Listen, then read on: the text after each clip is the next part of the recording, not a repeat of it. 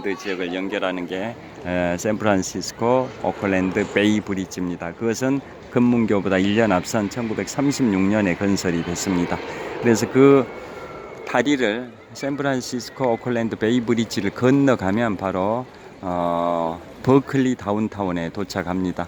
그래서 제가 그 금문교 투어한 지 한 이틀인가 3일 후에 새벽에 동료들은 다 호텔에 투숙하고 있을 때 저는 새벽 일찍 일어나서 고속전철 바트를 타고 한 5-6정거장 가니까 30분 정도 소요됐는데요. 그래서 세계적인 주립대 160년의 역사를 갖고 있는 UC 버클리 노벨상 수상자를 70명 정도 배출한 UC 버클리에서 제가 한 2시간 정도 투어하면서 서쪽 약 10km 지점에 있는 금문교도 바라다 보기도 했었습니다. 여하튼 금문교 그 달리기를 하면서 좀 인상적이었던 게 다리 중간 부분에서 반환을 했는데요. 반환점에서 보니까 다리가 약간 미세하게 흔들리는 게 느껴졌습니다. 그런데 그 당시에는 몰랐는데 나중에 인터넷을 검색해 보니까 다리가 강한 바람 또 강한 지진에 견딜 수 있도록, 즉 강풍과 강진에 견딜 수 있도록 다리 중간 부분은 좌우로 앞뒤 좌우로, 즉 사방으로 약 8m 정도 움직일 수 있게끔 유연성 있게 설계를 했다고 합니다. 다리 중간 부분은 동서남북 뭐 이런 식으로 사방으로 약 8m 정도 움직일 수 있게, 그러니까 강한 바람이나 지진이 불어 닥쳤을 때 그게 뻣뻣하면 끊어져 버리지 않습니까? 그래서 한 8m 정도는 좌우 앞뒤로 움직일 수 있게끔 사방으로 8m 정도 움직일 수 있게끔 유연하게 건설했다, 이런 뜻입니다. 그래서 그때 제가 그 중간 부분에서 달리기 반환을 할 때 미세하게 흔들리는 게 느껴졌던 겁니다. 그리고 아까 말씀드린 것처럼 케이블 두께가 직경이 90cm, 즉 1m 가깝다고 말씀드렸고, 가는 케이블 28,000개를 꼬아가지고 직경 90cm 케이블을 만들어서 그 도로면을 그 227m 주탑에다가 매달아 놨다고 말씀드렸는데요. 중간 부분에 가보니까 정말 케이블이 쭉 늘어져 있는데 케이블이 정말 두꺼웠습니다. 여하튼 금문교 달리기를 하면서 서쪽에 있는 태평양의 그러한 멋진 이국적인 풍경, 그리고 파란 하늘, 또 동쪽에 있는 샌프란시스코 만 쪽에 있는 알카트라즈 아일랜드, 알카트라즈 섬이죠. 그것도 이제 멀리 바라다 보였습니다. 금문교에서 동쪽으로 약 2km 지점에 알카트라즈 아일랜드, 즉 알카트라즈 섬이 있고요. 아까 말씀드린 것처럼 알카트라즈 섬은 1934년부터 1963년까지 약 30년 동안 미국 연방의 교도소였는데 교도소 운영한 지 28년 된 시점에 3명이 탈출에 성공해 버려 가지고 이듬해인 1963년에 교도소가 폐쇄돼 버렸습니다. 자, 그래서 그 탈출을 소재로 한 영화.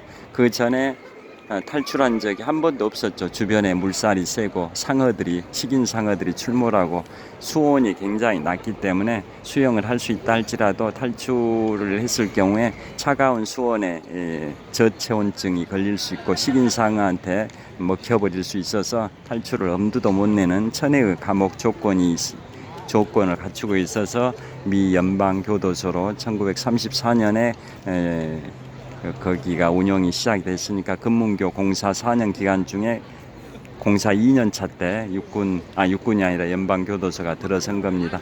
그런데 28년 된 시점에 3명이 전무후무하게 3명이 탈출에 성공해 버려 가지고 이듬해 1963년에 연방교도소가 문을 닫아 버렸습니다. 그래서 그걸 소재로 한 영화가 알카트라즈 섬의 탈출, 그 다음에 뭐 1급 살인, 그 다음에 아까 말씀드린 숀 코네리와 니콜라스 케이지가 주연하고, 감독은 마이클 베이 감독이 감독했던 1996년에 개봉된 영화 더 록도 그 알카트라즈 섬의 그 감옥을 소재로 한 영화입니다. 자, 여하튼 그런 식으로 금문교를 투어를 했는데요. 가장 또 인상적인 것은 금문교는 그 다리의 색깔이 인터내셔널 오렌지입니다. 다리의 색깔이 붉은색인 거죠. 그래서 왜 그걸 붉은색으로 했을까? 그거에 대해서는 세 가지 설이 있습니다. 첫째는 안개가 자주 끼다 보니까 지나다니는 선박이나 항공기들이 쉽게 그 다리를 식별할 수 있어야 되기 때문에 눈에 확 띄는 색깔로 인터내셔널 오렌지 붉은색으로 했다라는 설이 첫째 설이고요. 두 번째는 붉은색 페인트가 가장 저렴하기 때문에 매년 페인트 칠을 해가지고 바닷바람에 의한 부식을 막아주고 있는데요. 매년 유지 관리비를 줄이기 위해서 가장 저렴한 가격의 페인트가 붉은색이었기 때문에 붉은색으로 칠했다라는 게 두 번째 설이고요. 세 번째는 처음에 그 초벌 칠을 할 때 초벌 처음에 페인트 칠할 때 뭐 처음부터 한 가지 색으로 칠하기보다는 초벌 칠을 하지 않습니까? 그 초벌 칠을 할 때 붉은색, 즉 인터내셔널 오렌지로 칠해 봤더니 그것을 감리하고 책임 감독을 하고 있는 그 자문 엔지니어가 봤을 때 이게 괜찮네. 초벌칠한 이 색깔 인터내셔널 오렌지 붉은색 괜찮네 라고 판단해서 최종 도색도 인터내셔널 오렌지 즉 붉은색으로 결정했다라는 설도 있는데요. 어떤 설이 맞는지는 확인은 안 됐습니다. 여하튼 그래서 붉은색이다 보니까 굉장히 색깔이 강렬하죠. 그래서 자살자가 좀 붉은색은 흥분, 충동을 일으키는 색깔이기도 해서 자살자가 1937년 개통 이후 지금까지 86년의 금문교 역사에서 1,500명 이상이 그곳에서 세계에서 가장 아름다운 다리에서 자살을 했는데요. 그래서 충동적인 색깔이어서 자살자가 많은 게 아닌가라는 생각이 들기도 하는데요. 그래서 영국의 템즈강에는 영국 런던을 흐르는 템즈강에는 원래 다리가 검은색 다리가 있었습니다. 그거 이름이 블랙프라이어 브릿지입니다. 에어프라이어 뭐 통닭 닭 튀겨 먹는 에어프라이어가 아니라 블랙프라이어 브릿지, 블랙프라이어 브릿지라는 다리가 있었습니다. 검은색으로 도색된 다리였습니다. 그래서 검은색은 죽음, 우울 뭐 이런 걸 상징하다 보니까 자살자가 굉장히 많았는데요. 그걸 녹색으로 다 녹색 그린 색깔로 바꿨더니 자살자가 3분의 1 수준으로 대폭 감소를 했습니다. 그게 싫어합니다. 그래서 제 생각에는 금문교도 색깔을 바꿔볼 필요가 있지 않을까. 왜냐하면 검은색은 죽음, 우울을 상징하고 또 파랑색이나 초록색은 청춘, 그 의지력 이런 희망을 상징하지 않습니까? 반면에 붉은색, 인터내셔널 오렌지 이런 금문교 색깔인 붉은색은 긍정적인 측면도 있고 부정적인 측면도 있는 이중적인 색깔이라는 생각이 듭니다. 즉 긍정적인 요소로는 그 열정, 그 다음에 힘, 그 다음에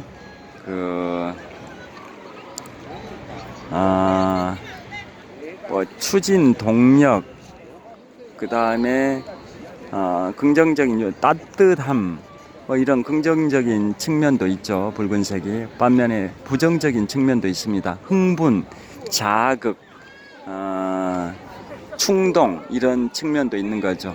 그래서 붉은색은 긍정적 측면도 있지만 부정적 측면도 있다 보니까 부정적 측면인 흥분, 자극, 충동 이런 요소가 작용이 돼서 자살하는 사람이 거기서 자살할 때 더 자극하는 충동질하는 그러한 색깔로 작용하지 않나라는 생각이 들거든요. 그래서 붉은색이 아니라 영국의 템즈강의 검은색을 초록색으로 바꿨듯이 초록색은 의지력, 청춘을 상징하기 때문에 충동, 자극 이런 요소가 없어서 자살자가 3분의 1 수준으로 줄어든 선례가 있으니까 금문교도 색상을 바꾸면 자살자를 좀 줄이지 않을까 뭐 그런 생각도 들어서 아이디어로 한번 생각을 해봤습니다. 자, 그 다음에 금문교 세계에서 매년 매년 한 900만 명 정도가 방문합니다. 파리 에펠탑은 700만 명 정도인데 그보다 더 많은 사람들이 금문교를 방문하고, 제가 금문교 여행했던 여러 코스 중에서도 가장 골든게이트 브릿지 금문교가 가장 인상에 남고 가장 멋진 곳이었습니다. 자, 이제 곧 마무리를 해야겠습니다. 한 지금 55분 동안 촬영을 했습니다. 이제 마무리할 때가 됐습니다.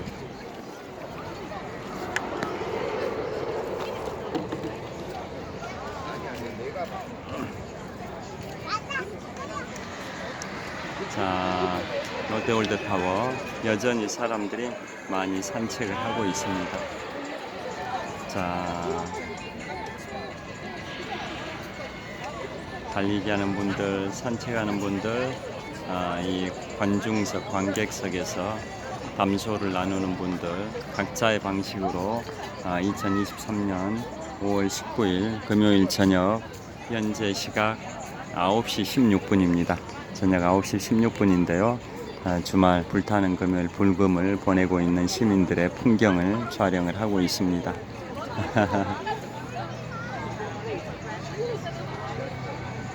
그리고 참고로 제가 앞으로 석 달 정도 후 8월 하순부터 9월 초까지 열흘 동안 미국의 동부 지역과 캐나다를 가족 여행을 갈 계획입니다. 미국 동부 지역은 뉴욕, 워싱턴 DC, 보스턴, 필라델피아, 캐나다는 토론토, 퀘벡, 몬트리올, 또 천섬이라고, 1000개의 섬으로 구성된 천섬이라는 관광지가 유명하다고 합니다. 그곳을 가족 4식구가 한 열흘 일정으로 8월 하순부터 9월 초까지 갈 계획입니다. 그래서 오늘은 지금부터 4년 전에 방문했었던, 4년 3개월 전 2019년 2월에 방문했었던 미국 서부 지역의 샌프란시스코에 관해서 말씀드렸고요. 샌프란시스코 아까 말씀드린 것처럼 그 금문교뿐만 아니라 트윈픽스, 시빅센터, 피어 39, 그 다음에 그 나파밸리, 소살리토, 그 다음에 샌프란시스코 프리미엄 아울렛 시몬센터, 여러 곳 갔는데요. 그 중에 가장 인상적이었던 금문교를 말씀드렸고요. 또 5년 전인 2018년 9월에는 로스앤젤레스도 갔습니다. 그때는 산타 해변 이름이 산타모니카 해변. 로스앤젤레스에서는 태평양 연안의 해변 산타모니카 해변, 그 다음에 할리우드 앤드 하일랜드, 그 다음에 할리우드 사인, 그 다음에 인앤아웃 햄버거, 그 다음에 시타델 아울렛이라는 쇼핑몰, 이런 데를 갔었습니다. 자, 마무리를 하겠습니다. 자, 이곳은 잠실 석촌호수 서호 수변무대에서 롯데월드타워를 촬영을 하고 있습니다. 자, 123층, 555m 높이 기준 세계 5위 규모, OECD 국가 38개 회원국 중에서는 가장 높은 빌딩 롯데월드타워를 촬영을 하고 있습니다. 현재 시각은 2023년 5월 19일 금요일 저녁 한 9시 20분 정도 됐습니다. 제가 지금까지 1시간 정도 촬영을 했습니다. 오늘 저녁에는 2019년 2월, 지금부터 4년 3개월 전에 갔었던 미국인들이 가장 살고 싶어하는 도시 샌프란시스코, 그 중에서도 금문교 골든게이트 브릿지에 관하여 1시간 가까이 설명을 드렸습니다. 장시간 시청해 주셔서 감사합니다. 평안한 주말, 행복한 주말, 즐거운 주말, 뜻깊은 주말 보내시길 빌겠습니다. 화이팅!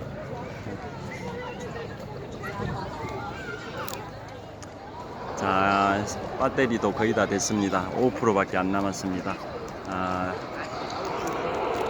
평안한 주말 되십시오. 감사합니다.